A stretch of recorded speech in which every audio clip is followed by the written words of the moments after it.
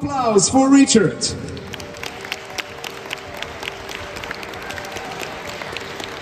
Before I will let Richard to make a short speech about himself, about what he would like to say, I would like to introduce you to him for 1 second. Well, few seconds. Richard called us about 2 years ago saying, I do care about Ukraine. I do care and I need someone who can help me to help Ukraine. And I said, of course, we are the ones who can help you, Richard. Let me introduce Ukraine Relief Charity to you. And that was an amazing phone call, because we met a few weeks after this, and Richard, after many months, became one of our incredible patrons, one of the biggest donors for the charity of Ukraine Relief. And thanks to him, we have helped almost 10,000 children in Ukraine. Ladies and gentlemen, Richard Adlem MBE. Ladies and gentlemen, or perhaps I should have said, Lords, ladies and gentlemen, because I have no idea who is present here tonight. But thank you all for what a wonderful crowd. Thank you. First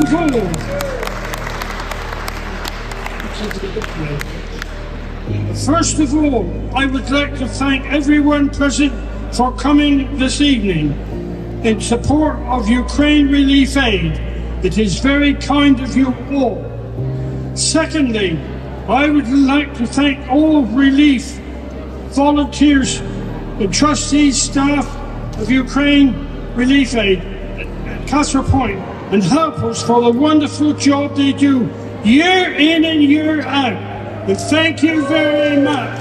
I wish to thank the little children of Ukraine, orphanages and schools for the many little presents they have sent me. I do not know any of them, and they only know me by a few photos and what Karol has told them. I do not wish for them to give me anything, but it is very kind of them, and I think and pray for them every day. And last but not least, I would like to thank our wonderful CEO, Karol, for his dedication to Ukraine Relief. He works 7 days a week. He is driven down to Ukraine to work with the people and children for 2 or 3 weeks each time in a year, which must be now over 10 times in the last 2 years. And we great thanks to him.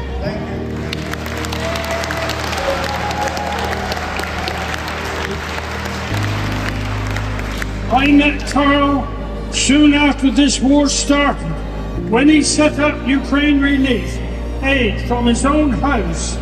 Just look at it now, about 20 tons of goods going to Ukraine every 2 weeks. It is amazing what he has done for the people of Ukraine. Karol is not only the CEO of Ukraine Relief, he and his lovely wife Daria and their 2 children, Julia and Diana, have become very good personal friends of mine. They have been to my house many times in the country.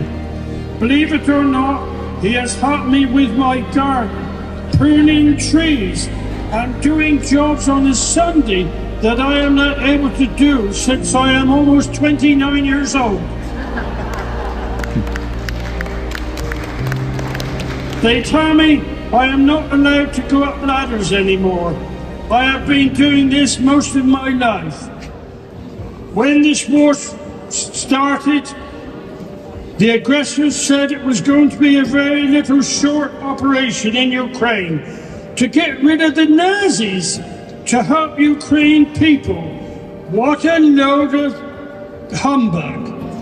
We know it was not the people that they wanted to help, but I am sure they were not interested in the infrastructure, old cities, buildings and wonderful architecture which Ukraine have. They have one of the best steelworks in the world, and the dam with the hydroelectric power station at Gosport until they blew it up. No, it was not this what they wanted, but I am sure it was the thousands of acres of farmland, which is some of the best wheat growing farmland in the Western world. Ukraine has always been known as the breadbasket of the world. They would love to have full control of the breadbasket. Food, yes, food in Ukraine. And then they would be able to hold the Western world to ransom with food, like they tried to do with oil and gas. But oil and gas has become a dirty word in the world, so they thought food would be much the better option. Just think for a moment what would happen if this came to pass. It would change the course of history in Europe forever.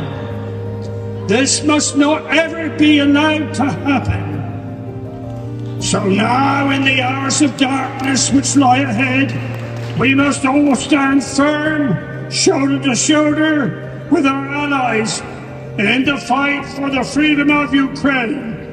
And for the people of Ukraine, we must give them hope. Yes, hope for the freedom of Ukraine, because without hope, they have nothing. I don't know, but I expect I may be one of the very few people here tonight that can remember all of the Second World War and also the Korean War in 1951, which I was a part of. The terrible bombings and blitz of London, Portsmouth, here in Southampton, it was terrible. Bristol, Plymouth, Coventry, and many other places. For all the many thousands of people that lived in those places at that time, it was no less than hell on earth. The same as it is for today for the people of Ukraine.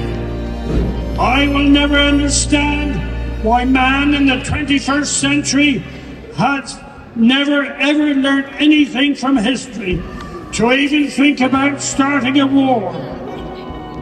Because there are no winners. They're all losers. Thank you very much.